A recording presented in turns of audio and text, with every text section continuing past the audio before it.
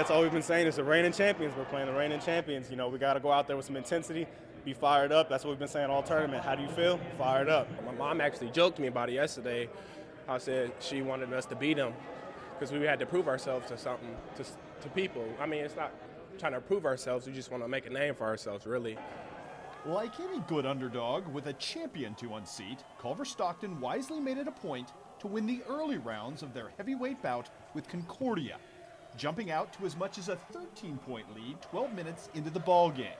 But the Wildcats had to know, even at that particular point, dethroning this Concordia team still wasn't going to be an easy task.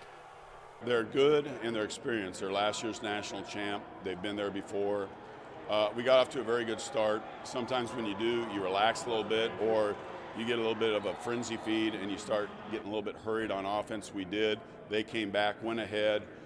True to form, the Eagles responded with a 25-11 run to end the first half, one that had Culver looking wobbled and out of sorts at times, even committing 8 turnovers in the frame. But down a point at the break, the Wildcats simply fell back into the same familiar pattern that netted them a victory on Thursday and 24 more times before that. I mean, that's our team. That's how we've been playing almost all year. Second halves come out. Once our threes start falling, shots start falling in. Not a lot of teams can stick with us. One of our teammates, Mario Gully, always says we're a second-half team. And personally, I never believed that, but this past 2 games, we've been down at the half and came out and ended up winning by a deficit of at least 10. So I guess we are a second-half team.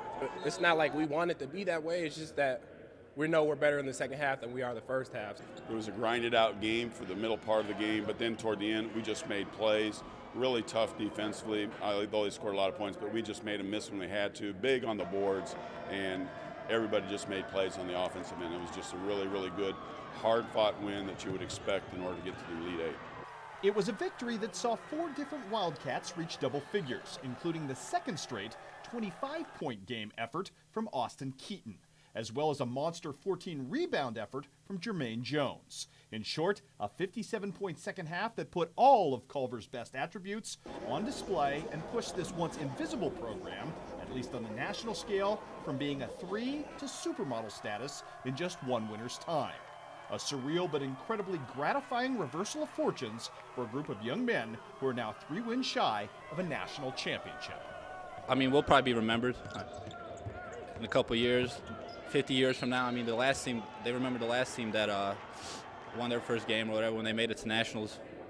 Hopefully we'll remember the same, and hopefully it continues at Culver. I think it's really gratifying for the guys. They have taken ownership of this. They want to be good for the sake of Culver Stockton and, of course, themselves. But they play for the college, they play for Culver Blue, and they do a great job of it because those are the things that help you overcome the speed bumps that you're going to come across during a national tournament.